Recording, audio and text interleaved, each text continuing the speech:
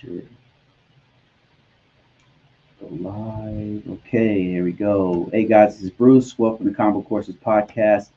And I'm streaming on the right platform today. So, um, yeah, we're on TikTok. We're on Facebook. Again, we're on YouTube. And I'm trying to get on Instagram. Instagram's taking a little bit of time here, and I'm not sure what's going on with that. But thank you guys for watching. Appreciate it.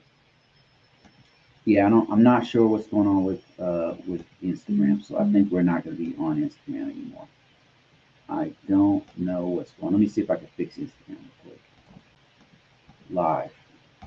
Okay, boom. I don't know. It's not really working. Okay, here we go. Let's get going, guys. All right. All right. I've got some questions already flooding in. I've got people already watching. That's great. Hey, Larry, how you doing? Let's see. On TikTok, I've got a question from or a comment from Big A Mike who says AI can help spot a network anomaly, but still needs a human to determine if it's benign or malicious. Yeah, exactly. So right now, the final say so whenever you're looking at data going across the wire, whenever you're looking at logs that show the traffic going in and out of your network, AI is super, super good at detecting patterns, but all it can do is give us an alert of what might be an anomaly. It might be a security incident. It's us that have to look at it, make the final say so, and say, yep, this definitely is or is not an anomaly, or this is a false positive because the system is reporting on it. The AI has detected something um, by matching up all these algorithms, but we already know what this is. This is from a new system that we set up, and it looks like it's malicious traffic, but it is not. So Big Gay Mike is absolutely correct in that. What he's saying there. Let me see. I've got some other folks chiming in. And if you guys, this is open topics. So any questions you guys have, I've been in this industry doing cybersecurity, governance, risk, and compliance for the better part of over 20 years. So that's information security. That's not only looking at cybersecurity traffic and looking at pen test stuff, but it also includes looking at physical security. Sometimes that's part of our job. Sometimes we have to coordinate with physical security. We have to coordinate with the guys doing scans, the pen testers, the red teams, the blue teams. We kind of go across the board. And what do we do from day to day? That's probably what you're wondering. Like, what do you do day to day? How technical do you have to be? So those are the kind of questions I can answer for you. What do we do from day to day? It's a lot of meetings. It's a lot of coordination. It's making sure the organization as a whole has a certain level of security posture that is acceptable to the decision makers, that's acceptable to the people running that organization. Let me see. What's the most important NIST control family in your opinion? This is a great question. That's a great question. In my opinion, one of the most overlooked important security control families is CM controls, because CM controls is configuration management.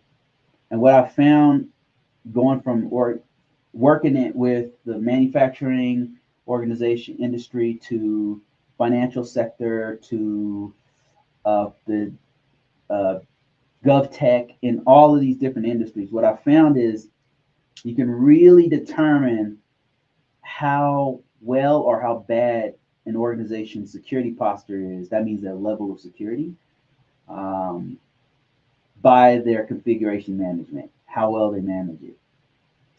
It's not the firewall. It's normally configuration management. If they're really good organized, if they have good records of everything going on in their organization, if they have a good change management, like whenever, because things are constantly changing on your network. You have systems coming on and off. You have new data being introduced. You have new features happening. You have new threats that happen. You have new malicious that, like, look at that stuff that happened with CrowdStrike, right? An organization who has a configuration management process is tight, that's CM controls, they're usually nobody can mess with them. But the ones who don't, the ones who are like loosey goosey with their configuration management, it indicates many, many different problems. Many different problems happen. It's one of the problems is they don't know what's actually on their network, and that is huge. Basically, you have a security baseline, you don't really have security because you don't know what's on your network right now. And then if they don't know that, that means they don't know what's coming and going off their network. And if they don't know the hardware, they definitely don't know the software. If they don't know the hardware and software, then what happens is users are on the network doing whatever the hell they want. They're downloading whatever software they want. There's no restrictions on it. There's no punishments if they download some stuff they're not supposed to have. It's like the wild, wild west on your network.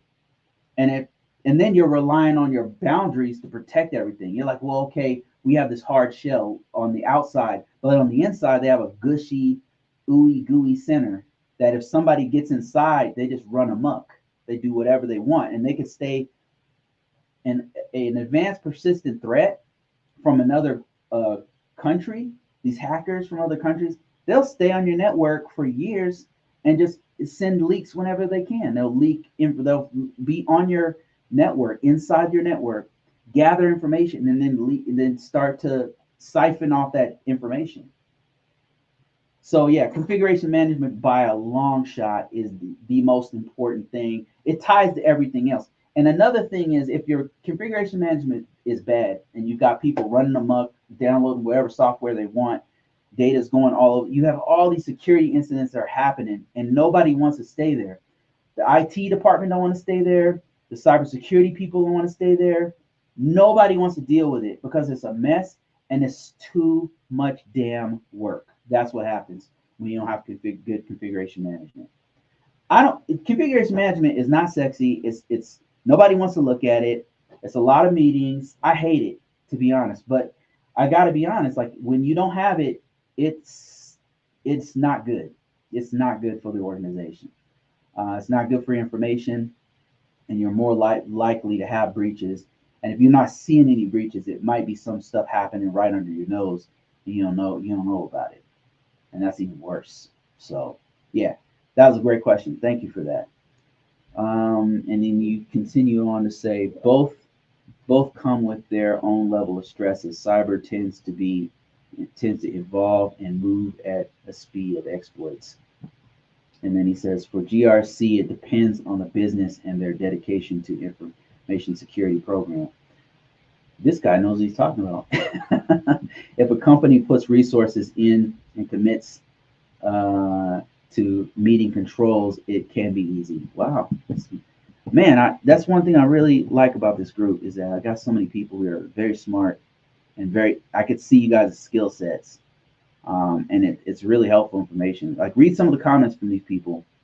Some of these guys been doing they've been doing this for years, and it's very apparent. Okay, Big B says, is it worth going into cybersecurity management? Is job security and work-life balance there, or should I stay technical? Let me tell you the truth about this, Big B. If you happen to still be listening to me, I'm going to tell you the absolute truth. I'll start off with the good things. The good things about cybersecurity management or information security, GRC, whatever you want to call it. This side of the house is a little less technical, a little less in the weeds, I should say. And we still have to remain technical, but we're not actually turning the screws and changing configurations on the systems. Is that it tends to be, there's a lot of job security for sure, because people don't really want to, they don't know about this job or they don't want to do it, or some of both. So in that aspect, it's a lot of job security. There's always people looking for me to come work for them if you do this type of work. So the other thing is that's good is it's a longer, how do I put it? It's a longer burn. You're not I remember doing technical stuff, and you'd have to be on call sometimes, and something goes down. You got to wake up sometimes in the middle of the night on weekends or holidays or something, and you got to rush in to go fix something because it broke. And it's like a leak in your house is about to bust the ceiling open. You know what I mean? From the second floor is about to collapse on the first floor. People are freaking out, and you got to work these crazy hours, and people are panicking, and they're trying to put out a fire. You're a firefighter. It's whack-a-mole. You don't have to do that kind of stuff in information security. So in that way, you don't have to deal with that aspect of the stress. There is stress, and I'll get to that when we get to the cons. What other positive things about the information security GRC side of the house? Um, I would also say that you don't have to rush and panic to learn new technologies, because our technology, our the thing that we're mainly focused on is the regulations, the compliance, and things like that. Uh, and those things change every, I don't know, maybe every 4, every 6 years, something like that. So you got to learn that stuff, and you do have to be up on new technology, but not as much as the guys who are in the weeds doing the stuff, who have to probably go to a class or have to spend many hours to learn this new operating system or whatever. We're not in the weeds touching the system. We're not installing. We're not doing that stuff. So we have longer time frames to learn new things. So those are three things that I think are very positive about the information security side of the house. The money's very good. That's another positive thing. Um, and then another thing I'd say is that it gives you a lot more leverage to shift gears into other things. If I wanted to, I can go technical. I could go back technical easily. I could easily go back technical. Now I got to get the skills, but I'm in an environment. Usually, you're in an environment where you can touch some of that technology, and all I got to do is ask and say, "Look, I want more exposure to this," and somebody would give me access to it. So I could shift gears back technical if I wanted. I could shift gears to management if I wanted. That's also available to me. And so you got a little bit more leverage. You can go technical, you can go manager, you can like level up that way or go this way or that way. I can even become a program manager if I want. I could become a project or program manager. And that, because all of these things are tied to what I do. I'm kind of in the center of all those things. I could become an auditor. I could become a project manager. I could get a PMP real quick, become and then apply for those jobs. I'm like in the middle where I could shift gears. From a technical aspect, you don't, I'm not saying you can't, but you're not in the middle of all the stuff I'm in the middle of. So those are all the pros. Job security is there. You get more money. You don't have to scramble playing whack-a-mole. You don't have to scramble to learn new technologies, and you've got leverage to do all these other things if you want to. Here's the cons. here's the cons. Okay, so you know this is not too good to be true. All right. Number one thing I hate the most is the meetings. There's too many damn meetings. You can't miss the meetings because you're running the meetings. A lot of times you're the guy running the meetings and keeping everybody on track. So it's a lot more meetings than I would like to have. In tech, when I was technical, when I was fixing routers and switches and stuff, you could be like, hey, we got to back up this router here. We got to, so the manager or whoever would be your representative, and they would be sitting in all these damn meetings, and you'd be fixing stuff. So it's too many meetings. Another thing is you got to be more emotionally intelligent. And that's not.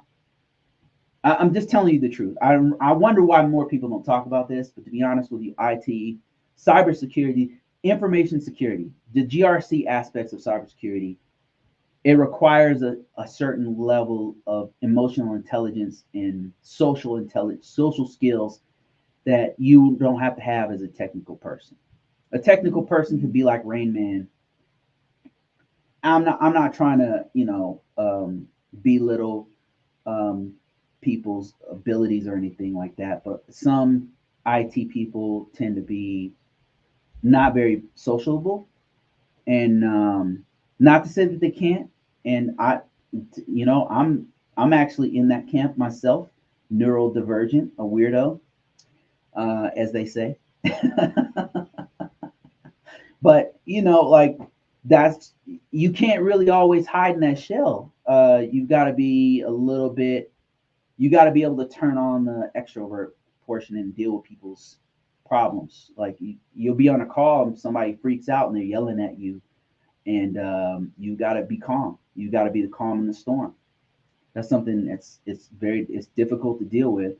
Another thing I'll say that I hear people complain about is it's boring because it's longer, because you're not constantly scrambling to learn this new technology or learn jump on this new hack that happened or this new threat intelligence. You don't have to be in the weeds on that stuff, so you're just focused on documentation and stuff, your meetings or whatever. And so some people find that extremely boring, and it does. I when I first started, I got bored, and I switched gears. I was like, man, I don't want to go back into the technical stuff, and I became a um, cybersecurity analyst for a while, and then I tried my hand at threat threat intelligence for a little bit. I did different things, and that was fun.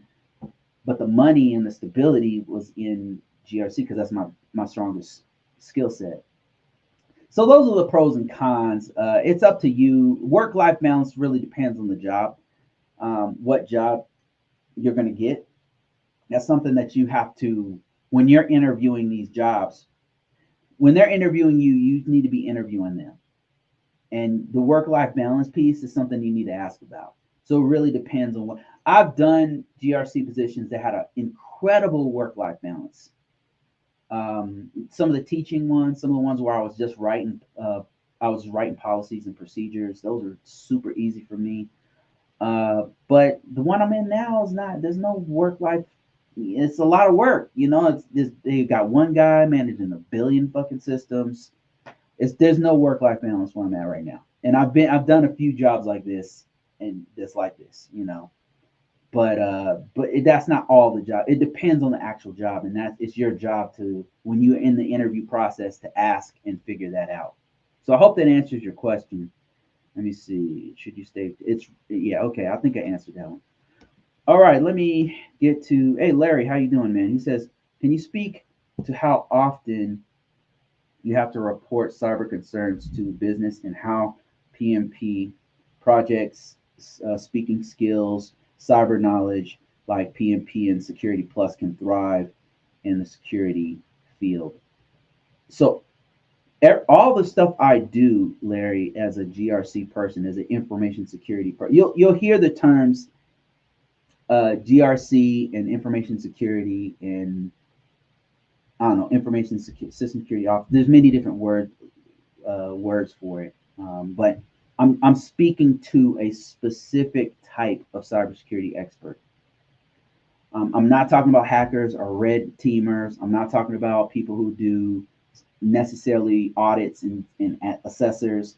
I'm talking about the guys who are doing exactly what you said. We're reporting, we're doing documentation, we're doing meetings. That is my whole job. So when you say how often I'm reporting concerns, it's a few times a week, because that's the whole thing I'm doing is helping to maintain the security posture. So to give you a specific example, in the last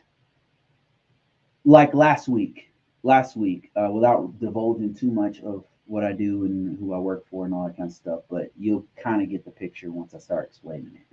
Last week, some of the things I'll do, like on a Monday, I'll meet up with all the other my compliance peers, and we'll sit in a meeting, and each of us go down the laundry list of things that are affecting our specific system. Because we all have one or two different systems that are under us. We control. It's kind of like, in that way, it's just like project managers who do the same thing. And normally a project manager, if you guys didn't know, a project manager is somebody who helps to control and schedule all the things that need to happen in large projects. So you're building the Death Star, and the Death Star is going to take you 2 years to build, and it's 15 teams all coming together. So project manager is the dude who makes the meeting, and has a schedule of all the different people who need to put the hole on, and then the reactor people have to talk. You can't do the reactor until the hole's done. You got to do so. They're the person who's controlling all of that, right? They're not necessarily managing each person per se. They're not doing report evaluations or anything. They're making sure the project itself is on schedule and on task and on budget. I do something similar, but only for security. So I'm not looking at necessarily the budget. That's not my wheelhouse. I'm not necessarily looking. Definitely not looking at people's report or whatever. Like, I don't care like how they performed or if they're going to be fired or nothing like that. So when we say manager, we're not talking about managing the person. You know what I mean? Like, you're managing the project itself. And in that way, a cybersecurity person is managing the security portion of the project. So I'm doing what a project manager does, but it's specific to the security features of the organization. So last week, Monday, we'll meet up, and all of us are going through a laundry list of each thing that's happening with each one of our systems. We're like going through, okay, I'm dealing with this, I'm dealing with X, Y, and Z. I'm reporting stuff to our upper level manager who's on the call, and we call him an information security manager. So this guy, he's listening to everything. He's got a ton of other stuff to do. He doesn't really have time to be in the weeds on what we're doing. I'll list out a couple things that might come up. Like, I'll say, okay, I've got this or that plan of action and milestone to do. We've got this vulnerability going on. Here's how we're going to fix it. And we've got this and that person contacted me, and we're doing this and that. All of it's related to security. And then the next day, Monday's gone, and then and I'm working on all that stuff on Monday, right? I'm working on my plan of action, my documentation, meeting with different people doing the work. Then the next day, I've got another meeting where I'm talking to the actual system team. That's the guys who are actually turning the screws. That's the actual system engineers, the actual system administrators. I'm talking to the managers, and I'm telling them, hey guys, how's this thing going? Did you guys do this? Have there been any changes in the environment? What are we doing with this and that? And they're telling me, well, Bruce, here's what we're doing. Like, we're doing this and that. And I'm taking notes and stuff, because sometimes they'll come back to me and say, hey, what's going on with this assessment? Like, why are we seeing this? I think this is a discrepancy in this or that system. So could you go back to this other team that does scanning and figure out what's going on? I'll have to go back and do research to see what's going on, look at the logs and see, like, okay, what we got going on with the scan. Sometimes I'll see stuff in the scan. I'm like, okay, I think this is what's happening. These systems aren't being scanned properly. The credentials aren't turned on. And I'll have to go to another group and say, okay, what's going on with this?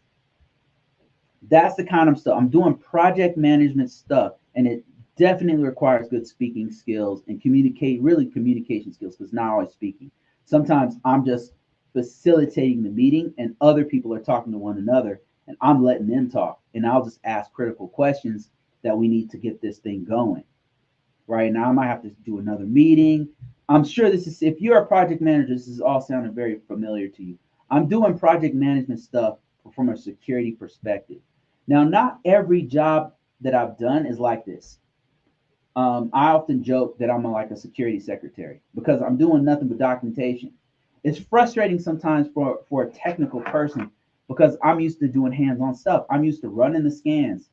I'm used to doing threat intelligence, looking into the dark web and then pulling information and looking at I'm used to actually going to a site and actually walking around with a Wi-Fi detector and figuring out, getting all the data and then putting it together and seeing, okay, what's going on, or where are the false positives at, and then running that meeting. I'm used to doing hands-on type stuff, applying actual security patches, applying actual security features. I'm used to doing that kind of stuff, but not every role you do is going to be that in the weeds. So it depends on the actual job. To answer your question, the frequency of how much you report and how much knowledge you have from a technical perspective is going to depend on the actual job. They'll usually tell you right in the job description what they expect from you as far as security knowledge. So you got to really pay attention to that, because if they're telling you They want you to maintain, some of the language they'll use is, we want you to maintain the Splunk system. We want you to develop the Tenable scanner. Like, that's not just looking at logs. That's actually the person who's making sure it's installed and running properly. So that's not, then that's not me. That's not what I do. So I wouldn't even apply for a job like that. Or what I'm looking for is for them to say things like, be familiar with a plan of action or milestone, be able to write a system security plan, get us to an authority to operate, be familiar with NIST 800, be familiar with ISO 27001. Those are the kinds of things I'm looking for when I'm looking for a job, because that's what I do. There was a time when I was a dude who was running the show with a SEAM. I was the actual engineer for the SEAM or whatever. And it said that in the job description. So you've got to look at that. If you are a PMP or have a Security Plus, the skills and the domains that they talk about in those two things are very, very helpful for an information security person.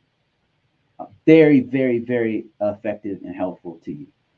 You definitely be able to thrive in this environment if you have those skills, for sure. And the more technical you are, the better. So if you want to get more technical, set up a lab, get your hands dirty a little bit, and start turning some screws and putting values in and installing software and going on command line and setting up networks and things like that. Hope that answers your question. All right, so I've got some. Oh, I see the $10 donation. Thank you so much, sir. Let me go straight to that one real quick before I go to anywhere else. Perry says, I have a SOC apprenticeship coming up in 2025. Do you agree that I should learn PowerShell ticketing systems like Jira, Linux before it starts? I'm currently already learning Red Hat. Yes, absolutely. These are incredible skills to know. You said a SOC apprenticeship. There's a couple other things. Those are all good, like learning about Jira as much as possible, especially if that's they're going to be using that in the environment. Then yeah, learn that as much as possible. PowerShell, probably a better one would be like Python, to be honest with you. It depends on the environment. It really depends, because maybe they don't even use Python where you're going to go. But Python is usually used in most environments. Python is flexible enough to where it can be used almost anywhere. But there's some environments where they exclusively use one or the other, or both, some of both. But there's some other skills I would say that you need to do on your apprenticeship. And I just happen to have a few books here that might enlighten you. And I'll grab them here. Thanks for the $10. Gets me stuff, gets me drinks. All right. So one of them. So first of all, I used to do SOC analyst work. We call it cybersecurity analyst work. And the best and most skilled people did a course called SANS. If you don't know what that is, look it up. It's called GIAC SANS, or you just type in cybersecurity SANS, and they have a whole bunch of free stuff. They have a whole bunch of paid stuff. They have a whole bunch of stuff. They are the kings of SOC analyst, cybersecurity analyst type work. The stuff that I would encourage you to pick up. Actually, let me pick up a whole bunch of stuff here. Give me a second. I was showing this stuff last week, and so that's why it's here. All right, so let's see. Let's start off with this one here. You want to look at something like this: TCP/IP intrusion detection. That's what you're going to be doing. You're going to have to learn. You're going to have to know TCP/IP like the back of your hand. So you're going to have to know the difference between TCP, UDP, what kinds of hacks that happen, what those packets look like, and that's what TCP/IP intrusion detection it does. So that's one thing you want to look into: TCP/IP intrusion detection. Another thing, old CISA book, you don't have to learn this. That's for another conversation. Another thing I would advise you to look at is Snort. Snort is, even if the organization that you're going through doesn't use it, it's really good to learn intrusion detection. It's an intrusion detection software. So this one right here, Snort, is another really good one. Intrusion detection using Snort is another thing that's going to help you out as an analyst. Another thing, here's a real big one, is network traffic analyst and TCP dump. So TCP dump is another application that a lot of SOCs use. A SOC, for those who don't know, is a security operations center, and it's used. A security operations center is not what they always call it, but every industry has some variant of it. It's basically an organization, a department in your organization who all they do is look at traffic. They analyze traffic going into and out of the network.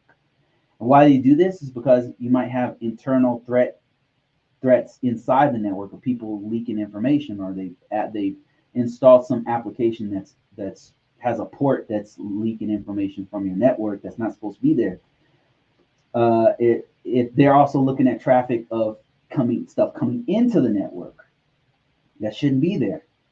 So they have to know stuff like network traffic analysis using a tool like TCP dump, which you can get for free. I believe TCP dump is a free, and Snort are free open source software. At least it was when I was doing this. Maybe not anymore. I don't know. It's been a while. It's been a while since I did this. So TCP dump, Snort, those are two applications you should spend some time to look at. And if they don't cost too much, I would even buy it. I think they're free though. And then another thing is, if you can get your hands on a scene, the most popular one right now, there's a couple of them out there, but the most popular one is called Splunk. So anything you can learn about Splunk, which is a security information event manager, the more you can learn about that. I think they have like a 14-day trial you can download and start messing with it. You need to learn that. And that's what this last book is talking about: security information management, traffic analysis. So those are the things that I would advise you to do. And you say, I'm thinking about building labs using those tools such as Snort. Yes, yeah, that's exactly what you want to do. So I had a book about how to build those labs. That's really good. I don't have it with me, but yeah. So what you want to do is build a lab in your house. Like you can do a budget one right on your computer. There's different um, virtual software that you can use. This is what I used to do, and I put it on my computer, and then I'd run a lab right on my computer. Like you can put different operating systems. Of course, you have to have a pretty robust system for that. Something with a lot of RAM, something with a lot of storage space available, and a lot of CPU. I would have something with a system that has at least 16 gigs of RAM. Um, you could probably do it with 8, but 16 is probably best, or anything more than 8. And then with a lot of free RAM, like even if you have 8, if you're not doing a lot of other activities on that computer, that 8 can go a long way. So 8 will still work if you're not doing a lot of other activities on your system. You want to have something with at least 8 to 16 gigs of RAM. You want to have enough storage, right? I can't give you a probably a few, probably just the 10 gigs or something like that. You don't need a lot of storage, but to do this kind of, probably more. If you're doing, depends on the operating system. If you're doing Windows operating systems, you're probably going to need a little bit more than 10 gigs, or maybe 100 gigs or something like that, because of Microsoft's hog. And then you're going to need, I would say, CPUs, probably at least an i5. I would say probably at least an i5. i7 would be best, or up. i5 though. So you need a really robust system, and then you need software like VMware will do it, and another one is use the other one, so I don't remember. There's a few of them out there. VirtualBox is another one. I believe that one's free from Oracle. They've got some other virtual appliances that you can use on your system, and then you can have a Kali Linux box, Linux distribution, a Red Hat box, and you can have a Windows system, and then put Snort on one, and then start doing TCP dump. I think Kali Linux has TCP dump and Snort on it, if I'm not mistaken, and start using those tools, and it'll help you out. It says only problem is I don't know what I'm looking for. Yeah, so another one's VMware. That's my favorite. VMware, and then watch videos to walk you through what to look for, because you've got this stuff right here I got over the years, but you can nowadays you can get that information for free off of YouTube or off of sites that break all this stuff down, and then start small, like look at like ping packets, and then that's how I started. I started off small. Like I looked at what does a ping look like when you send ping over the wire, when you send it over a network. What does it look like to a tool like to these tools? What do the packets look like? And then what does trace route look like?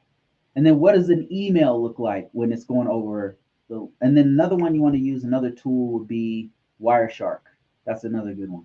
All right. Let me see. That's not really my skill set. I did that in a past life. It was a long time ago. I just remember the tools. Okay, let's see. Somebody said, is it realistic? Is it realistic aiming to get into purple team directly out of college? It kind of depends on the organization. Usually, you're gonna I'm thinking you're gonna have to start on blue or red teams, because a purple is with the understanding that you understand what's going on. You have a bigger picture.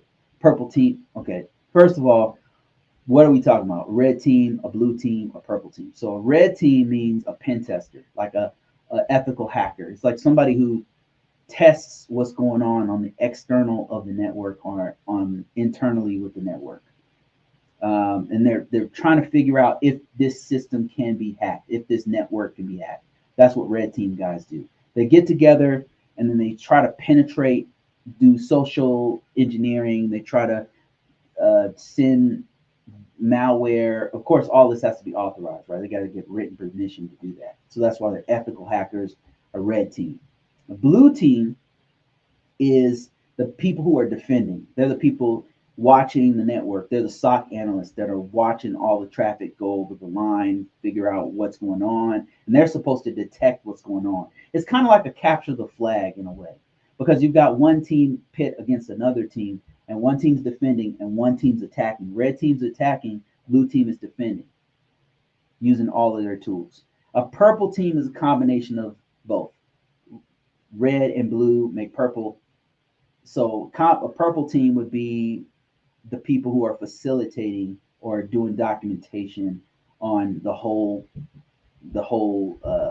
deal. So, and correct me if I'm wrong, guys. I'm not a red team or purple. I'm not on either one of these teams, but it would make sense if you're a new guy to be on the blue team, red team, and then purple team, because you got to know what's going on with the red and the blue team. That's just my take on it. Let me see. Let me see here. Oh man, I got a lot of dudes who know what the hell they're talking about on here. Oh, that's crazy. It always shocks me how many people are in this field, and then they chime in. Like, you got to listen to these guys. There's K-Stun 83. We got Big Gate Mike. These people, I'm reading their comments, and a few of them like come on here all the time, give advice and stuff. So you got to listen to. That's the one great thing about this community, is that I've got some really sharp people here. Hyper Brother says, do you think that Google Security Cert could bridge me into IT field with a non-technical BS? Possibly, but I would say a more marketable certification, if you're going that route, would be Security Plus. CompTIA Security Plus would be better, in my humble opinion, than Google Security Certification. And keep in mind, a certification by itself is not going to be the thing that gets you in the door. It's going to be your skills. When you get into an organization, they want to see you hit the ground running. They don't want necessarily a person who doesn't know anything but just has some certifications. So what I would advise you to do, all is not lost, but what you got to do is go ahead and get the certification, CompTIA Security Plus.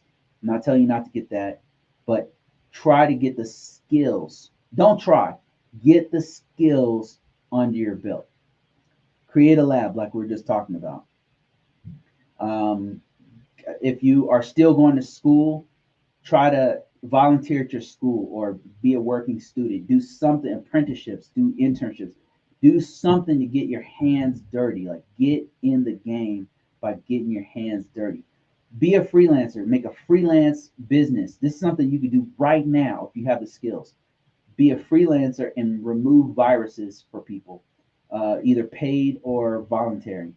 But you've got to do something to where you know the skills are, you have the skills, and then you can put it on your profile or your resume on LinkedIn, on Dice, on Monster, and all that kind of stuff. You got to get the skill set. It's not just about the degree. It's not just about the certification. You've got to get the skills and the experience under your belt. Do you need to get that degree and certification? It won't hurt. Like it's not gonna hurt. Get it. But the biggest thing you need to get is the actual hands-on experience. So I hope that helps you out. And Kason actually added to that. He says any cert helps. IT is very basic. Lots of security. Lots of folks recommend a CompTIA A plus better than a CompTIA A plus, a Network plus, or a Security plus. Yeah. So he have Kason is actually also saying security, suggesting Security plus because it's more marketable. Just from what I've seen and Google IT, I mean anything's better than nothing. So I'm not telling you don't get it. I'm just saying if you're trying to be marketable, Security Plus is going to be better for you. And if you have no skills whatsoever, and if you're really new to this, you probably want to start with an A plus certification. Because if you really don't know anything, you gotta start. You gotta know some stuff. You know what I mean? Like you don't even have to get the actual CompTIA A plus cert if you don't want to. I'm just telling you, get the knowledge in there. Now the Security Plus, definitely get that one. That one's definitely marketable. What are your favorite cybersecurity testing setup? My favorite is a great question. Jerome Pham said, "What is my favorite cybersecurity testing setup?" Like in the lab, I can answer that question. My favorite setup is to use a robust system with at least 16 gigs of RAM and a few hundred gigabytes. I need lots of storage space. I need about an i5 core Intel, but you can do AMDs too. You just need something robust, something like almost like a gaming laptop. You need something powerful. Then what I'll do is I will get VMware. Now you're gonna have to spend some money on it, but they do have a free version. They have VirtualBox. They have other things you can do to get virtualization on your system. Now it depends on what I'm trying to do. If I'm trying to do network security, you could probably just do GNS3, Golf, November, Sierra 3. And they have got downloadable software where you can actually put together a little virtual network where you can log into like little routers and it's all on your desktop. So you can put all the security settings and all the stuff that you need to do for networking on your desktop to just practice network subnet masking, port security, all that kind of stuff. It allows you to do all that kind of stuff in a virtual environment. Now, if I'm not doing just security, network security, let's say I'm doing more on operating systems. So I have to deal with Windows, I have to deal with Mac OS, I have to deal with you name it. And they have to be on the network. Then I'm going to use something called VMware. You're going to have to spend some money with VMware. But that's my favorite setup because it's just there's so much documentation out there on how to use it. I'll spend I think it's $250 for the year or something like that. And then I'll go ahead and put all of those. I'll have Linux on one side. I'll use Kali Linux on one side. And then I'll have like at least one Windows server and I'll have at least one Windows workstation. Both of them, not secured. I won't put any kind of security features on them in the beginning. Then I'll use Kali Linux to hack these other boxes on my system. And then another thing I'll do is I'll put viruses on that virtual environment. And it's safe because it's a virtual environment. It's not going to mess around with the rest of your system. And then I'll just mess around with it. I'll mess around with pen testing tools. I'll mess around with a TCP dump, or I'll mess around with different tools that are on Kali Linux, or I'll download a new tool. I'll download Wireshark and see how the packets look. That's my favorite cybersecurity setup, and that's what I was using when I was doing cybersecurity analyst work. Hope that helps. Let me go back, shift gears, and go over here to YouTube, the tubes. And for some reason, I apologize, guys, but Instagram's not working, man. I don't know what happened. I don't know what happened. Sucks. It's always something not working here, man. I need to sharpen up my streaming skills or something. Let me see if I can do one more thing here to get this thing to work. Okay, I can't. It doesn't move this destination. That sucks. Nope, not working. Sorry, guys. Maybe next week. Okay. Abby says, Bruce, I remember I had a course from you from Convocourses that went into security controls. I'm trying to get back into ISO work, but I can't find that course. If you're looking for my course, never mind, found it. If you're looking for that course, go to convocourses.com. I continue to add new stuff in that course. Like, it's been a while, but I still add stuff in that course from time to time. It's ever expanding. I think I'm up to like 20 some hours. So you can kind of use it as a reference if you're doing information system security work using NIST 800. That's really my specialty. So that's why I'm able to put so much stuff and time and effort into that. Now I will be expanding into other GRC stuff. That's kind of what I'm working on in the background. And I apologize for people. I've not been able to entertain a lot of extracurricular activities because I really want to buckle down and get this other stuff going. I'm trying to do a community. I'm not trying, I'm doing it. I'm actually creating something where I can sell directly books and courses and everything from a place where we can continue to talk throughout the week, not just Saturday and sometimes Sunday. I want to talk to you Monday through Friday, but I need the proper platform to do that. So I'm setting all that stuff in the background so we can talk on a regular basis, just like this. And I want to collect all the knowledge of all these really smart people like Big A Mike and Kason and Larry and all these people with all these different levels of experience to talk amongst each other and help each other out to master GRC as a whole, not just NIST 800. So I am working on that. It's going to take me a bit. And Abby says, what are the best search for an ISO?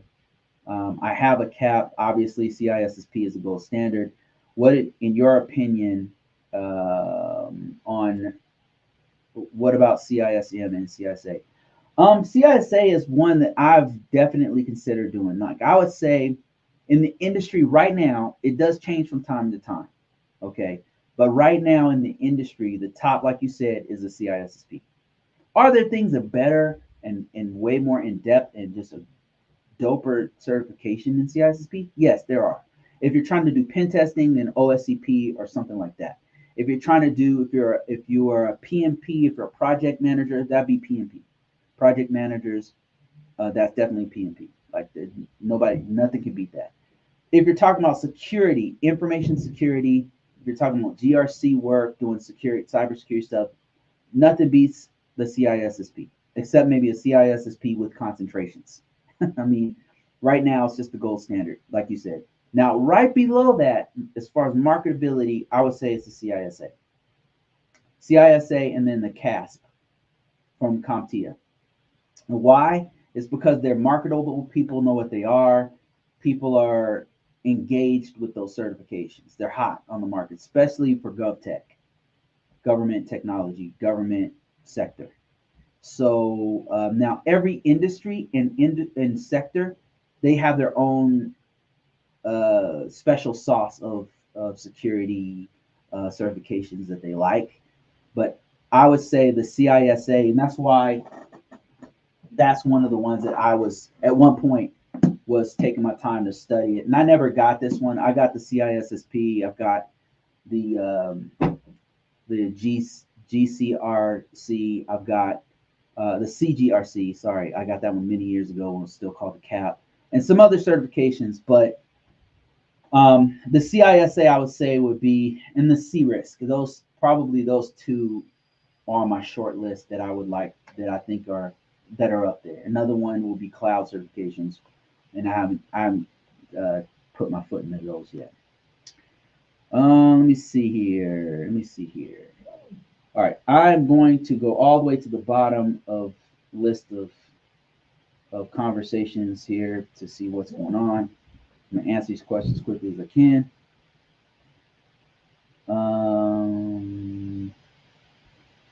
K-Stun says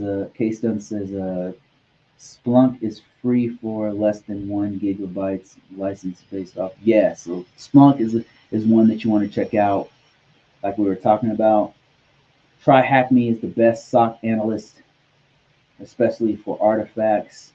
Try Hack Me is another good site. Hack the Box is another one. It's going to show you the offensive side of security, where you're attacking and what it looks like. It's important for a SOC analyst to know what an attack looks like, so that when you're looking at the traffic, you have some idea of what an attacker is trying to do. So yeah, Hack the Box is another good one, and then Try Hack Me is another good one. And at some point, hopefully, I can get you guys some codes to do some free stuff on there, or some discounts. They haven't gotten back to me yet. SINS is expensive. Yes, it is.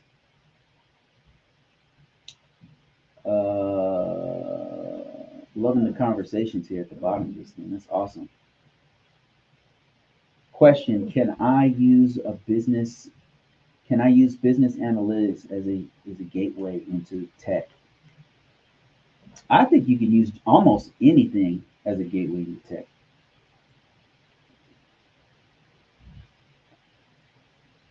Almost anything. Kason said, yes, you can. He says, start to learn tech, and that makes BA work. So yes, I would agree.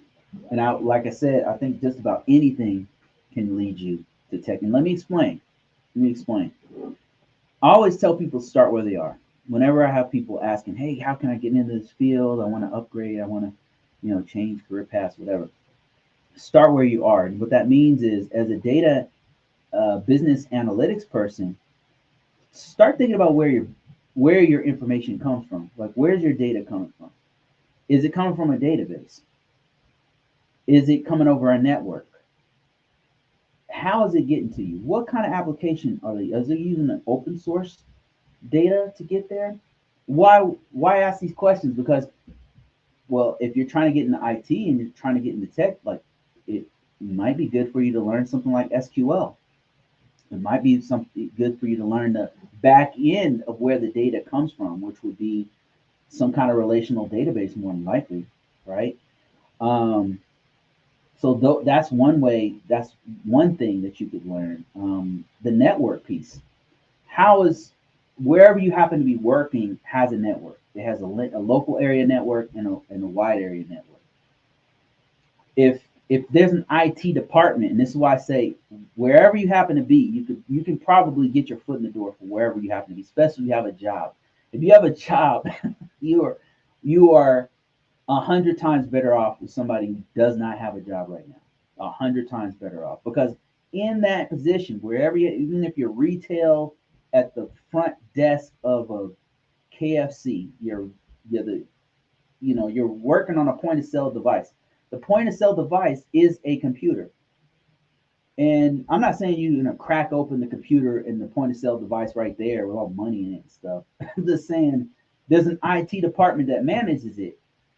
And if you're an employee, one of the things you can do is do a lateral change, because that's what I did. You can do a lateral change into the IT department. If the IT guys are there, you can say, hey, how does this point of sale device hook to the network? Like, is it on a separate network? How you guys do? You can learn right there. You can start where you happen to be, but you got to start asking the question. And you, as a business analytics person, there's a database that's attached to all the data you're getting. I would start learning a little bit of database stuff. That's one direction you could take it. Um, talk to the See if there's a way to do a lateral change inside your department. There might be an adjacent unit that does nothing but information technology. You might want to start asking them questions about how you can do it. Sometimes what's really cool is they want to retain good people. So what they'll do is they'll say, listen, keep your job as a business analytics person, but you want to come over here and learn about the network with us? You want to be a database administrator? Come on over here. We'll teach you some of this stuff so you can moonlight over there and do a little bit of this. That's what I did. That's how I started. I was in the military when this happened, when I made this shift, and I was a geek. I could learn. I would rip apart my computer. I was spending all my extra income on building computers, fixing computers, upgrading computers, and all that kind of stuff. But my job was I was an MP. I was a military police officer. In the Air Force, it was called security police at the time. We transitioned to something called security forces. I was doing air-based ground defense with the Army and the Navy. I was a weapons specialist. I knew how to do the M60 and the M16A2 automatic rifle. Those were my specialties. To this day, I know my hands know how to put them together and take them apart. I know how to clean it. You could eat with it after I was done with it. I mean, that's what I did for 5 years, or 4 years, whatever long it was. And then I cross trained and got a lateral change into computers. If I can do it, you can do it too. So wherever you happen to be, find the IT department. Find out how you can make a lateral change. Ask questions. Don't be afraid to ask questions.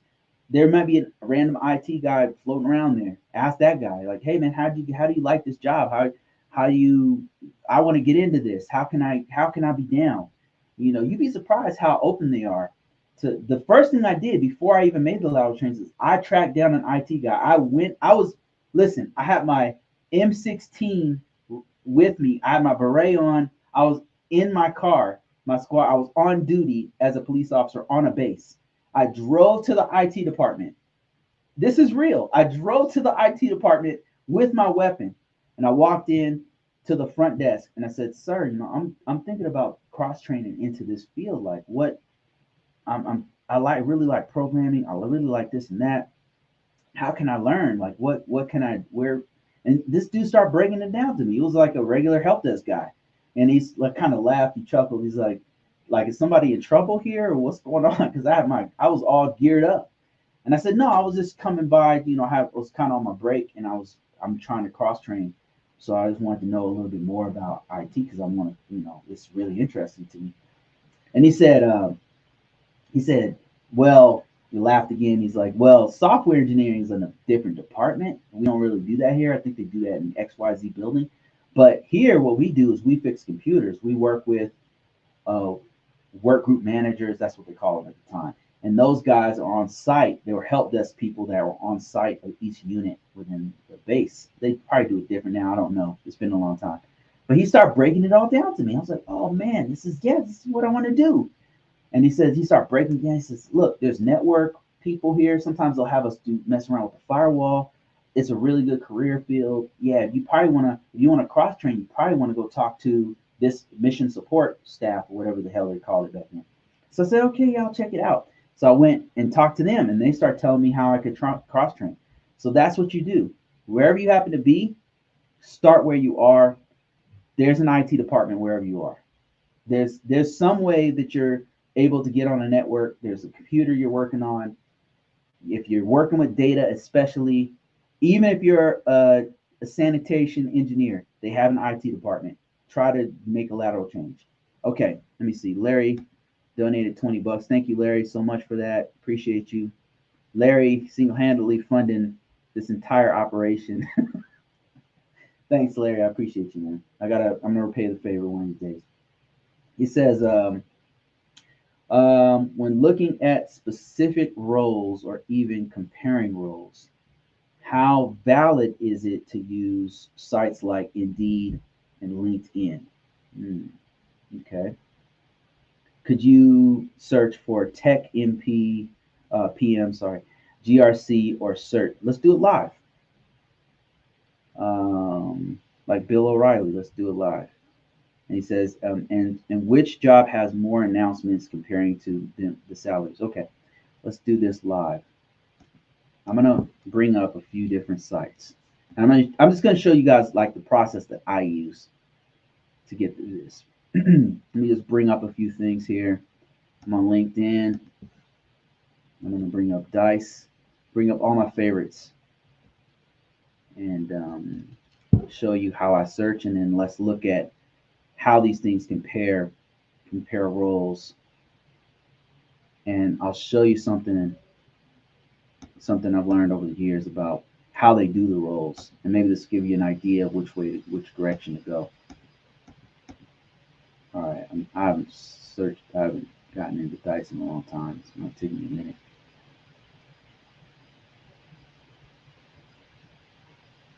Okay. Okay, here we go. Monster. My three favorite sites to use is Monster, Dice, LinkedIn, and Indeed. These are my three favorite ones. They're just I remain pretty active on these sites. Um, they have all the features that I like, and so that's why I use them quite a bit.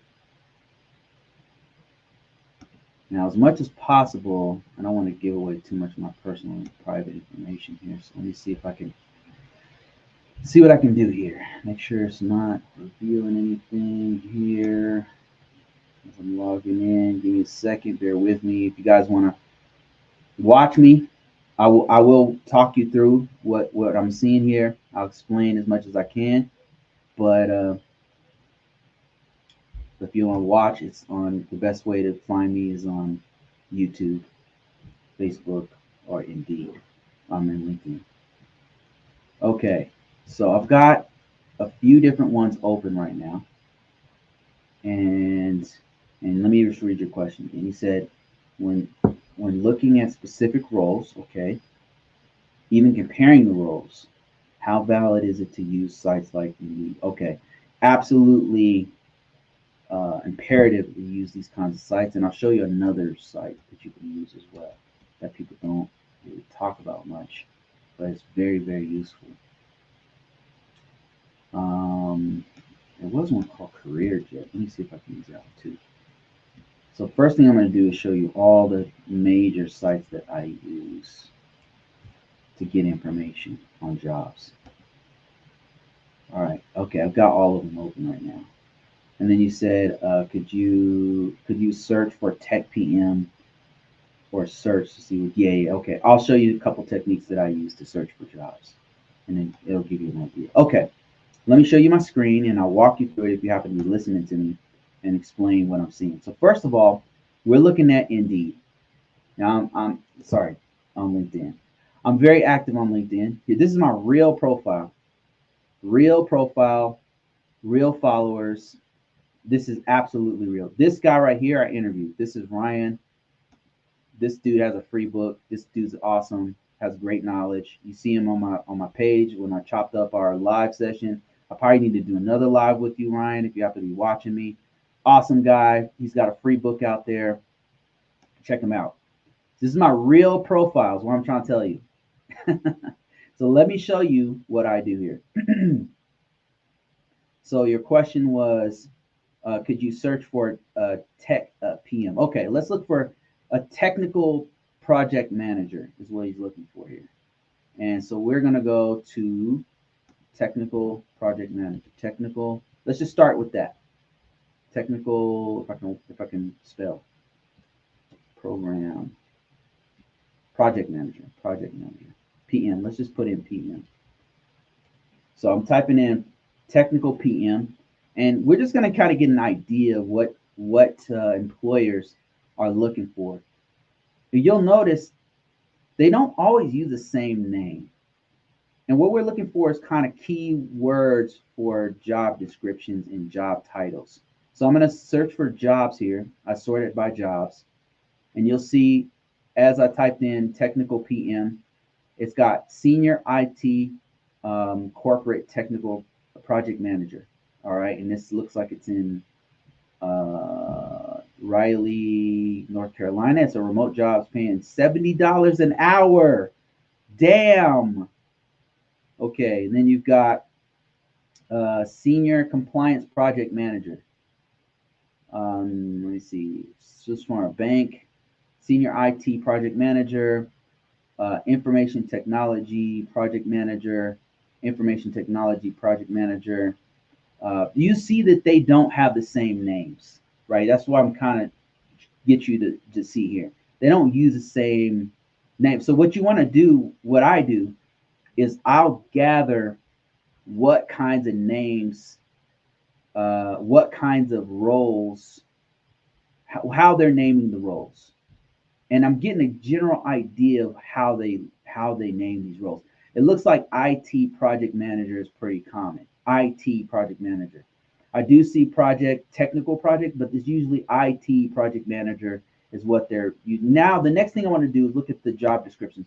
What kinds of things, in addition to how much they pay and stuff like that, but what kinds of things are they looking for? And so what you want to do is look at the duties and responsibilities. And if this lines up with what you can do, then you probably want to go for the job.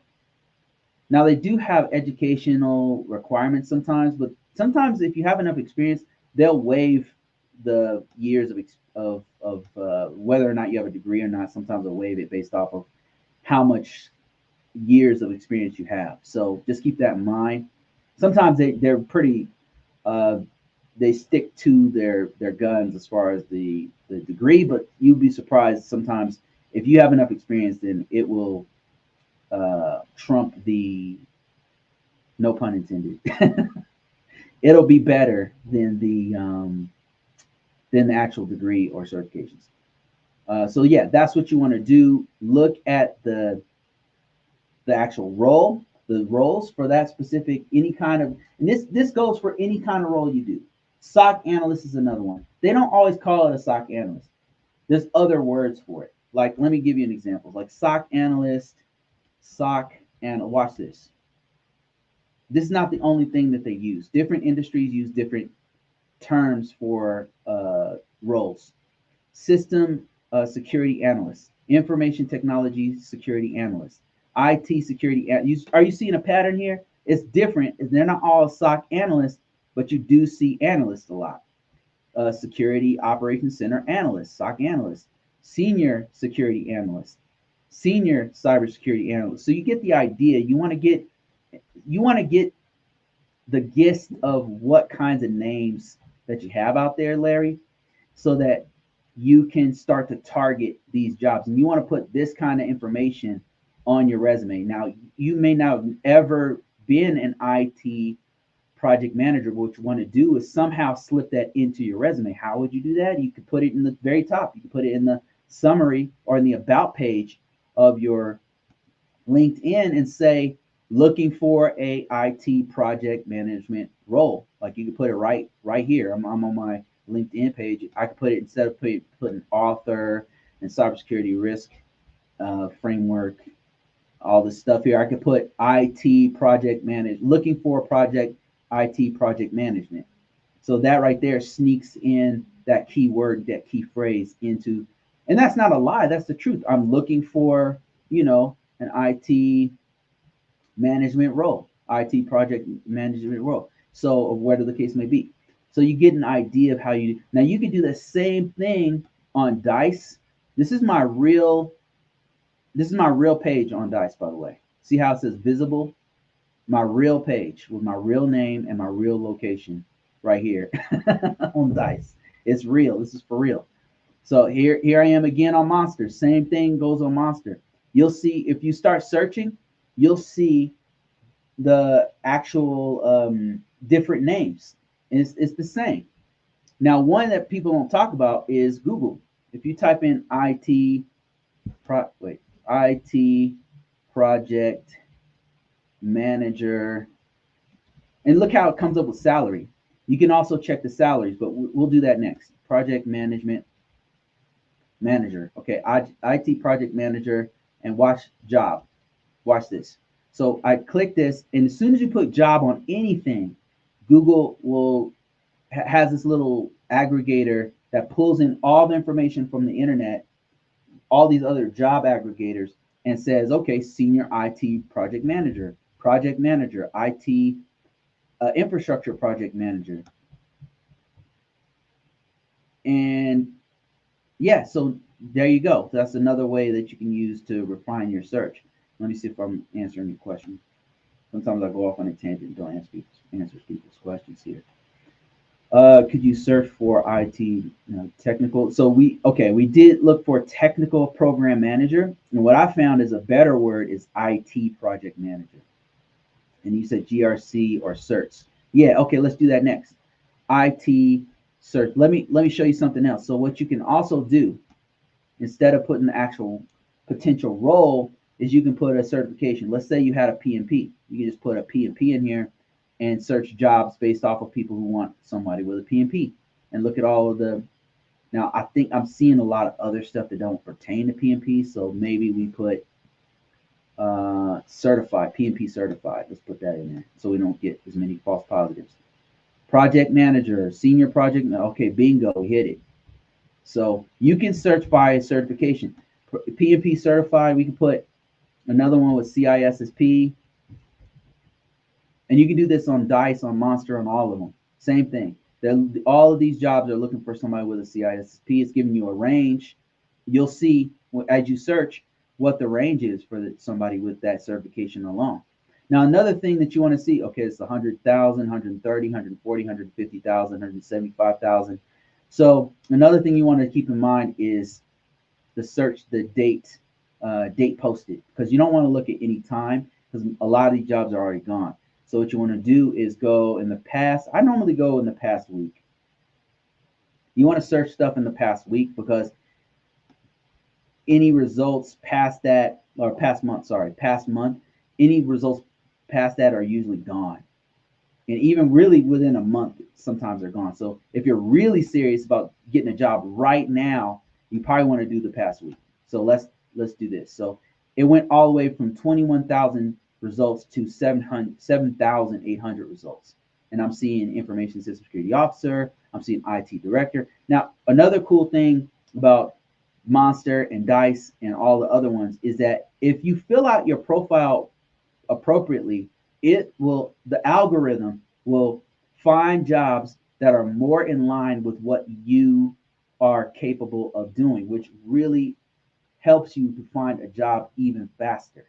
Because all of these jobs, these are pointing to things I can do: IT auditor, senior, technical ISO, information system security auditor, audit manager. These are all based off of some of my own skill sets, and that's why these are coming up. So if you search the same thing and your whole profile is filled out completely, you'll have different results based off of your skill set and things that you put in there, and your degree and your experience and all that kind of stuff.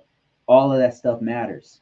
So you definitely want to fill out your entire resume, and then you can put in GRC. Let's type in GRC. GRC. GRC is a very generic term, but in the last week it has 140 results.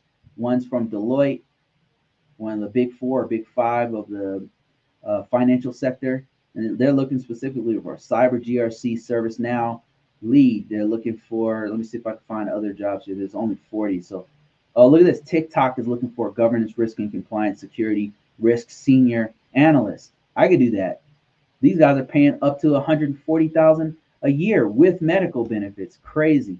Look at this one. Ernst & Young is looking for a risk technology consultant, and they're paying upwards of 147,000.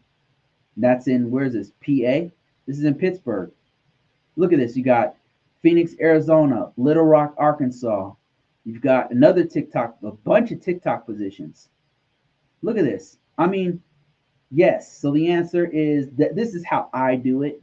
And I don't use just one tool. I don't use just LinkedIn. I use Monster. And when I'm serious, when I'm very serious, I'll use Monster. I'll use Dice, I'll use Indeed, and then what you want to do, you said, um, see which jobs has more announcements. What I'll do is I'll set up a little what's called an alert. And so you do this. See how I searched for this right here on LinkedIn? And you can do this on Monster, on Dice, on all of them. So I typed in GRC and it has all these jobs, right? If you click this little toggle right here that says set alert, every time another job comes up, it will send me an email. And you can do this on all platforms, even on Google. You do a search and then you find this little toggle that says set alerts or send notifications, and it will email you every time a new job comes out with that result, with that search criteria that you put in.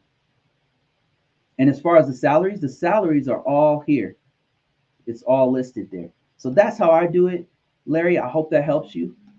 And it's been super rewarding to me. Like, this is why I always have a job. I'm never without a job. At any point I can get a job. So it takes me a little longer. I'm pretty picky, so it usually takes me a while to find a job because I'm very picky with work, and I'm interviewing them as much as they're interviewing me. And I mean, I just won't take a job. Sometimes they'll offer a bunch, and I'm just like, man, I don't want to move. I don't want to. This sounds like it's shift work or it's too much travel or something like that. I can be picky, But if I want to get a job like immediately within the next week, it's not going to be remote. It's going to be. I'm going to be driving, but I could get one. All right, let's see. Ghostman says, "Do I need to know Python to get into a cybersecurity job?" No. Nope. No. And I can explain why. There's the cybersecurity is a very broad field. When what you see on TV, people hacking, or I don't know if you've ever seen, or what are those? There's a few popular hacking, cybersecurity movies out there, and there's one called Ghost Protocol, where they have some IT guys on there. All the Mission Impossible movies have those two dudes with Simon Pegg and Ving Rhames, who are the IT dudes. They're more than IT dudes, right? They know karate and jujitsu, and they can jump off planes, and they know how to they know how to do everything. They're hackers, and they can hack into the government databases and all that kind of stuff. Another one, CSI, which is data forensics. The guys on Ghost Protocol and Mission Impossible, those dudes are analysts. That's a real job. They're probably not doing the crazy shit you see in the movies, but the stuff that they're like the IT, analyst work, that's real. Another one that you see a lot is on like CSI, where you have data forensics people. That's a popular one that you see a lot. Another one that you see a lot is straight out hackers, black hat hackers that you see on the movie Hackers, which is pretty ridiculous. There's one with what's the one with Hugh Jackman and Halle Berry? I know somebody knows what it's called. I can't remember what it's called, but it's pretty silly, you know. It's my point is that the aspect of cybersecurity that gets advertised is either intelligence, or data forensics, or hacking. But what I'm here to tell you is that swordfish, that's what it's called. Thanks, Larry. What I'm here to tell you is that cybersecurity is massive, huge, gigantic. And some would argue that I'm using the wrong terminology. They'll call it information security. Information security encompasses cybersecurity and threat intelligence and hacking and data analytics and SOC analysts and cybersecurity analysts, and it's huge. Not all of us know Python. Not all of us know how to program, myself included. I don't know how to program. I cannot whenever I do a new HTML page, I've got to go on Google and figure out how to do links and how to do. The only thing I know off the top of my head is how to do bold, which is a B, an underline, which is a U, and like I know the basic stuff, but I couldn't like whenever I'm doing links or something, I gotta Google it because I'm not a programmer. It's not what I do, and that's not why they pay me 130,000 a year to program. I'm not a programmer. I'm a I'm an information system security officer. What I do know have to know how to do is I have to be able to explain to a C-level exec how to get our organization's systems in compliance with NIST 800. I'm a compliance guy. I'm a compliance guy. So there's many different people under this umbrella. You've got mathematical guys. You've got guys who don't know how to do Python, but they are mathematicians. Cybersecurity has mathematicians in it, and these guys are called crypto analysts. Crypto analysts are guys who, I believe, they're guys who either create or crack uh, cryptography, and they have to know math proofs. So they might not know Python or maybe not a lot of it, but they know how to do math proofs, which I don't know how to do. Then you've got on the far side of the other spectrum is people like myself who do just policy stuff. I often refer to myself as a security secretary because that's what I'm doing. I'm just doing documentation for this organization. Do I have to know security? Yeah, I do. I have to know the difference between HTTP and HTTPS, and I have to know a little bit about TCP/IP. I've got to know a little bit about the basic security features of an operating system. I have to know there's some basic security things I need to know. I don't need to know hands-on. I don't necessarily need to know how to install Microsoft's Office or Windows 2011. But the more I know, the better. Would it be good to know Python and programming? Yeah, absolutely, it would. I mean, we have a whole nother team who knows how to do that kind of stuff. So it's like it's a huge umbrella, and all of us have to work together to get this work. Do I work with people who know Python? Yeah, there's a person on our team who knows Python. There's a dude who has access to the firewall. There's other people in this team of security professionals who know different aspects. The guy who does Python probably doesn't know NIST 853 like I do. They probably don't know how to. They don't want to deal. I can tell you this right now. Maybe they know NIST 800, but they do not want to deal with the people I have to deal with on a regular basis doing policy work. They've told me that on meetings. So Miss Coy says, you're right, because my boyfriend is an IAM analyst and his role doesn't require coding. Yeah, not all cybersecurity jobs require coding. So that's kind of how cybersecurity is growing. Maybe back 20, 30 years ago, I would say some 30 years ago, maybe 40 years ago. Let's say 40 years ago, a cybersecurity person would have to know stuff like that. They'd have to know it wouldn't be Python, it'd be like assembly or some crazy shit like that. Be whatever they were using back then. They'd have to know some kind of programming. But now what's happening is the field of IT has gotten so much bigger. You could probably compare it to like the healthcare industry, because the healthcare industry started off, your main person. They didn't even call it healthcare industry, but your main person would know just about everything. They'd be a family care doctor who would know how to birth a baby. They know how to pull a tooth, and then they know how to do blood transfusion. They'd know a little of everything. Like you go back, to 200 years, they would know a little of everything. But as the field started to progress, you had people who are specialists in just cancer, just blood. You have specialists you have dentistry, branched off into its own thing. You have optometry, you have podiatrists, you have all of these different fields because it's gotten so in depth in one little. That's what's happening with IT and cybersecurity in particular. It's branched out into all these different routes. because each one is getting deeper and deeper and deeper and deeper in their own little silos. Where, taking my field, for example, it used to be that people doing compliance would just be the IT guy. They would just take the IT guy and say, hey, you there, you taking out that trash, come here, come here. We need you to do the system security plan. That's what happened to me. I was just taking out the trash. I was a regular help desk guy. And then they were like, hey, you, we want you to do this. We called it, they didn't call it a system security plan. They called it a system authorization agreement or something. It was a big ass document that they wanted me to put all the security features on of our system that we were working on. And I was like, what? They're like, yeah, you need to do a certification and accreditation. I was like, a what now? An accreditation? I was like, okay. I didn't know what the hell they were talking about.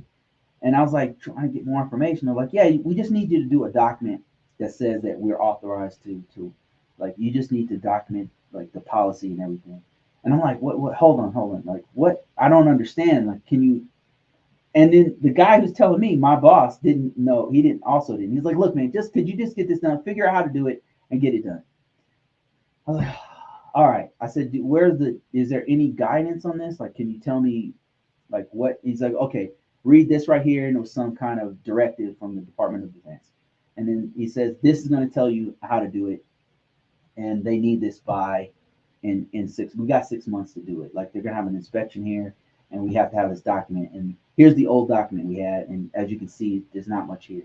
So we need to expand it. So that's what they would do back in the day. They would just take some manager or some IT guy and say, hey, do this document, right? And then you do the document, you type it up or whatever, and then that's what you would use. Now it's so involved, and there's so much breaches happening, and these gigantic hacks, and hospitals losing all the records, and banks losing, and like Target getting hit, and all this, that they have to take this seriously, because now big money's involved. They have to have their I's dotted and their T's crossed. And so they need a whole ass person to do, a whole department to do nothing but making sure that this system is in compliance. What does that mean? That means that if we're at Target, we're making sure that if the system goes down at Target, we have a disaster recovery plan. I'm the person who helps write it. I help review it. I make sure it's done properly. But not only a disaster recovery plan, we need to make sure that the network is done properly. So that I've got to look at the network diagrams. I've got to look at the logs. I got to work with the security operations team to make sure that that's good. I got to make sure, so I'm doing meetings. I'm meeting with other subject matter experts to make sure we're all on the same page. And sometimes we're not on the same page. And the network security guys are doing X, Y, and Z, but they're supposed to be doing A, B, and C. And I'm part of the team that's helping to detect that, to see what the gaps are. And then we attack it. We're like, okay, how are we going to fix this? Right? We have the manager there. It's not just me taking on all the responsibility. I'll have the manager. I'll identify something, or somebody else will. I'll bring it to their attention. We'll have a meeting and come up with a way to fix it. So we're not all Python experts. Like, this field has gotten very, very deep, very, very wide. And now you've got specialty people who are specializing in different aspects. You got people specializing in IAM. You got people specializing in analyst work. All they're doing is looking at logs. You have people doing compliance. You've got people doing. You've got cybersecurity professionals who do coding, who look at source code to make sure that code that was written is properly written and doesn't have all kinds of holes in it. So we need all of us together to come together and make sure that we're protecting your information. All right, let me see here. I'm going to speed run through some of these questions and comments here. You see here. Thanks, Larry, for that $20, and thanks Perry, for that $10. I appreciate you guys. This show is sponsored by Mr. Larry, who's a project manager. Let me see here. I'm going through questions that I can go into real quick. Questions or comments that might be helpful here. Larry says, thinking of getting the ISC2 CC because it's basically free. Then using that to get into Security Plus, then CISSP. That's a sound plan. What's your thoughts on that approach? I feel the knowledge from one will help with the next. Is it overkill? No. So what I did was I knew I took this job where they said I had to do the CISSP, and I didn't have one. And they said, look, you got to get one in 6 months. We're going to hire you. We like your experience, but you have to have a CISP to have this role. And I'm like, oh. I was like, yeah, okay, I'll do it. And I got in, and I was too nervous to take the CISP because it's hella hard. So I got in my own head about it. And so what I did was I took the Security Plus first. I studied the Security Plus. My boss come to me in 6 months, and he says, hey, man, you taking CISP or what's going on? I said, no, sir. I just don't feel like I'm ready. I've been reading the book and everything. I'm about halfway through it. I'm not ready to take the test yet, and I don't want to fail it. He says, all right, look, you got to get this CISP. So when can you take it? I said, look, how about this? I said, look, I'll take the Security Plus first. Let me pass that, and then I'll go take the CISP. He says, yeah, okay, but you need to do it quick. So like, when are you? Give me a time frame. I gave him a time frame. So I went, studied, took the Security Plus, passed it, and then I was like, okay, I'm ready. Like, it was like I did some push-ups and I was ready to get into the MMA ring, right? And then I started studying again for the CISP. I took the CISP, and it was one of the hardest tests at the time that I'd ever taken. And I think it's because I got in my own head, to be honest with you. I made it harder. I made it into a mountain. It was a monster in my mind. And because of that, I second-guessed myself through the entire test. It's a 6-hour test, but it took me a whole 5.5 hours. I was like the second to the last dude in there taking that test. And I was sweating. I had a pounding headache because I kept going through the questions over and over again. And I was changing questions, everything. And at the end of it, I was like, so drained. I was like, okay, F it. I'm just going to turn this in. If I fail, I fail. I turned it in, and I was like, damn. And I remember looking at my pencil, and it was a pencil that says CISSP on it. And I was sitting in my car, and it was like, I just bought a $600 pencil because the test cost $600, and all I got out of it was a pencil. And I knew I failed. I was like, I failed, man. There's no way I passed it. Turns out I passed it first time. I passed it. I was in my own head too much and psyched myself out, but I passed it, and I would say the Security Plus helped. So yeah, that's a good plan, Larry. So it's really about getting yourself ready mentally, psychologically getting yourself ready, and also building off the success that you had before and the knowledge, building off the knowledge base and the success you had before that. And so if you feel you want to take the CC before, yeah, have at it. Do that. Take that test, pass it, and then go to Security Plus, study for it, pass it, and then hell, you might not even want to take the Security CISP after the Security Plus. Security Plus is no joke. Once you get that on your resume, it's actually very, very marketable. But then if you want to keep going, I think there's a requirement on experience level that you're supposed to have, which I think you already have because you've been a project manager for quite some time. So you could probably nail that one. And then with your Security Plus and with your cybersecurity background, at that point you'll have messed around with cybersecurity a bit. You could probably go ahead and take that CISSP. So yeah, that's a great plan. I would totally do that. Let me see. Let me go back to the TikTok stream here and answer some of these questions. Got about 10 people watching.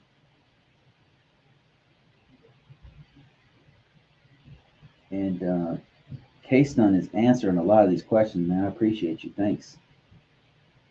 Jim Fish says, Jam, this spam. Okay, I probably should. Whatever I'm saying, I probably shouldn't be saying it.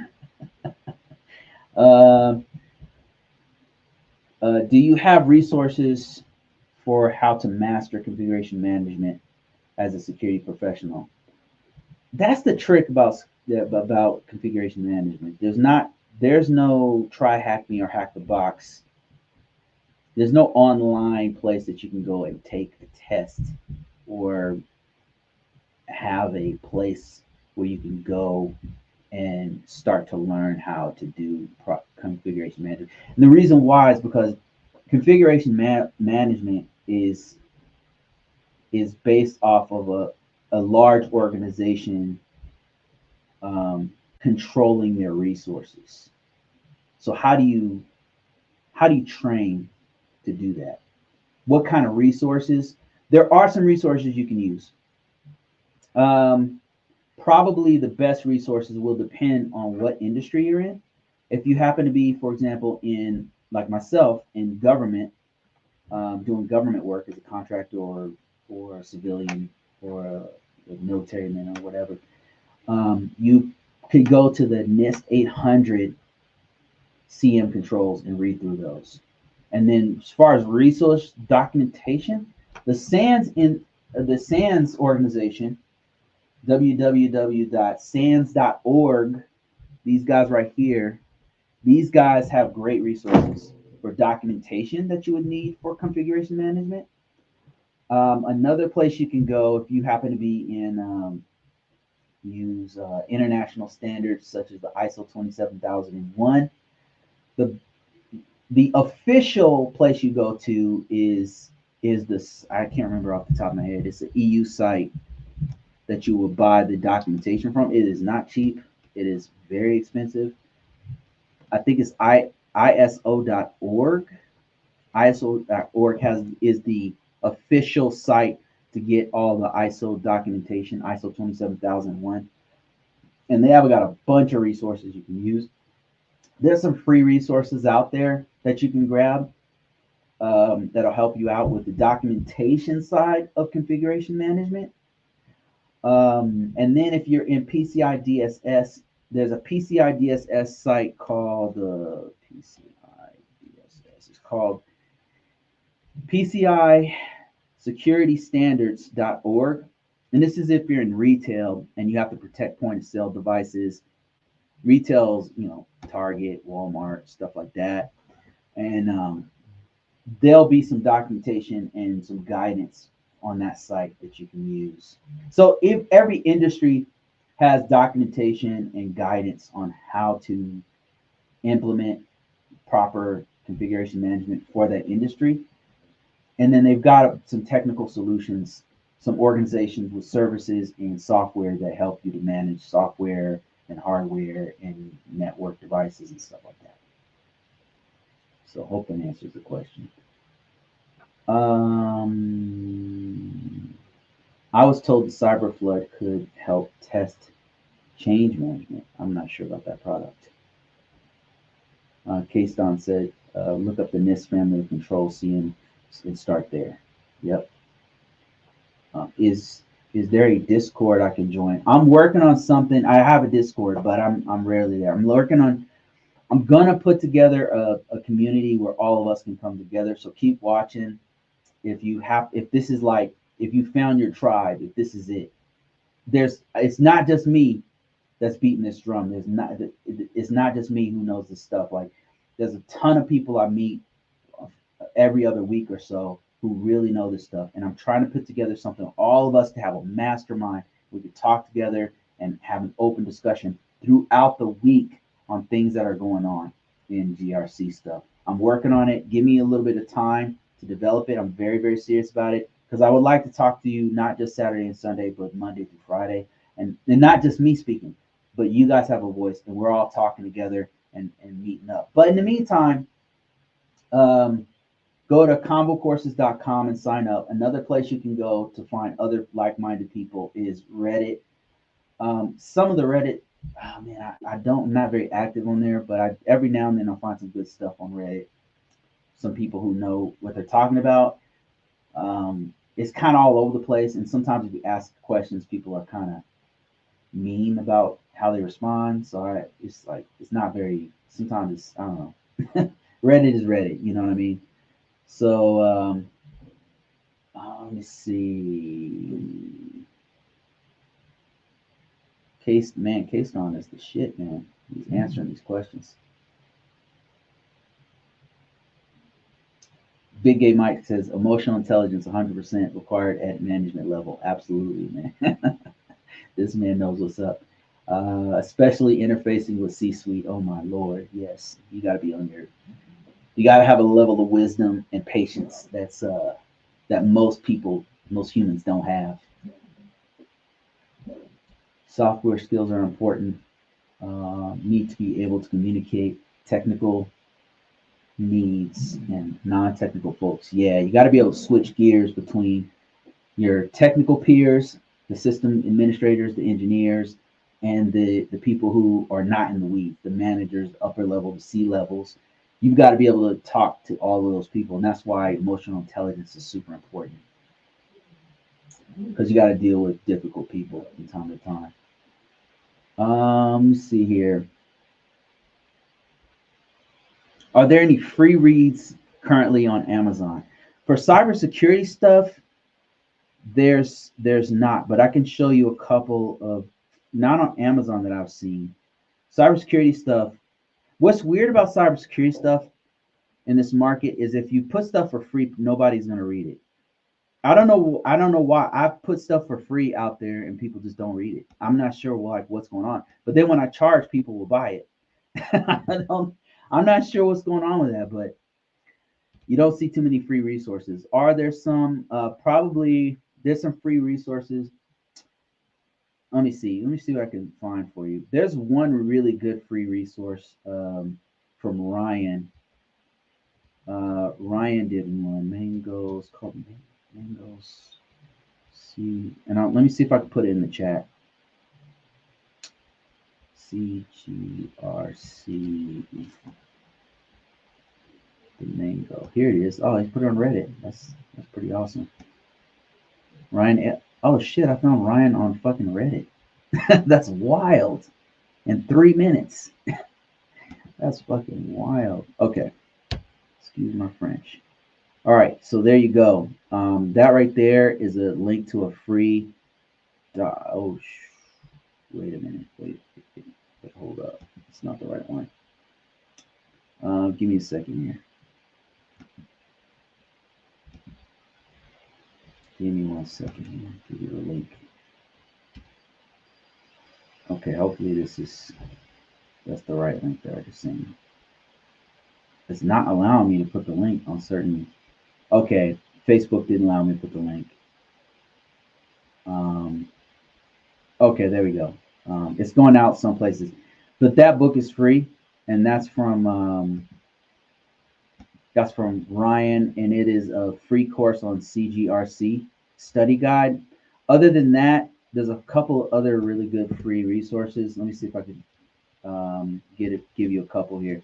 The NIST CSF has some a really good free book that you could read on the NIST CSF 2.0. It's actually a pretty good book. They didn't integrate the controls like I like, but that's why I'm writing a book for it. There's another free one for that. This GRC has most of the resources are free. It's when you implement it that it gets a little tricky, and that stuff is where I come in, where the paid books come in. You can find the resources, and I would say if you're trying to, for you, Larry, you're trying to get this book, you're trying to do the ISC2 squared, right? So what I would do if I were you is I would go straight to the source, which is the ISC2 squared has really good resources for their certifications.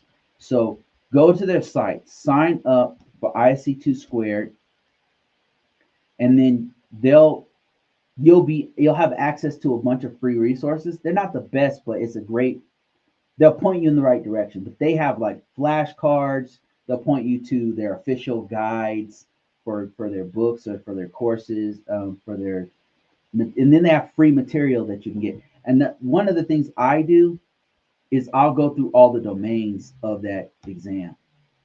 So I'll let me show you my screen real quick. So what I'll do is I'll go through like this right here. This is CC, right? ISC2 certified in cybersecurity. And these domains is where you want to focus when you start to study.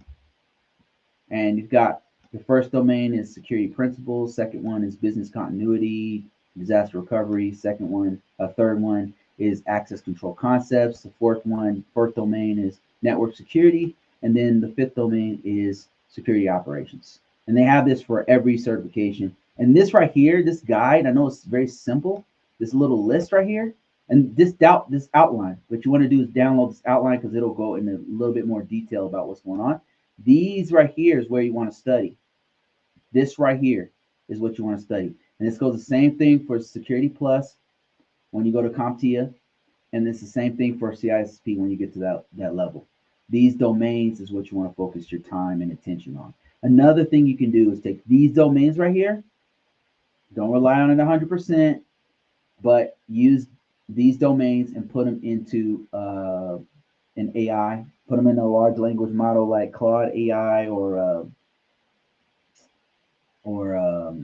OpenAI or Gemini from Google, and then ask and have it create questions for you that's based on this exam with these domains.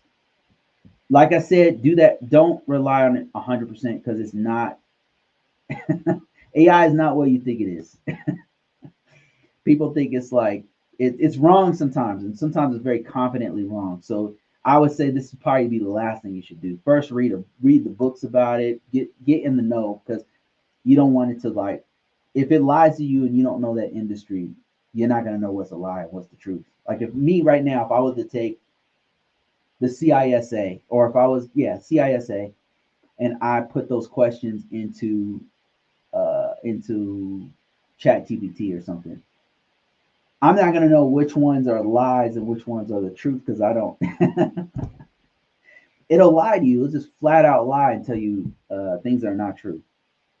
So you gotta be careful with AI. All right, guys. I think that's about it. I've been doing about 2 hours now. I really appreciate everybody who jumped on here. It's always a pleasure. I'm working on stuff in the background that's going to allow us to come together and be a more of a cohesive community. Thank you so much, guys, for attending. Math 7. Who's? I think that's my kid. I think. All right, guys. That's it. I'm out of here. Appreciate you guys. Thanks, Larry, for that $20 donation, and thank you, Perry, for that money. I appreciate it, man. Goes a long way to help me get some drinks. And I'm out of here, guys. I've been forwarding job announcements, and last one from Larry. Let me see. I've been forwarding job announcements. You post on YouTube shorts to people. Are you trolling me, Alfred? What are you doing? Oh my God. My son is trolling me. Don't. All right. Let me see. I've been forwarding job announcements you post on YouTube short. Oh man, thanks a lot. I appreciate that. I got a lot more jobs that people have been forwarding me. So I'm once I consolidate this, real soon, I'm putting something together. I found a place to do it. So now I'm just kind of figuring out how I'm gonna implement it properly. All right, guys, I'm out.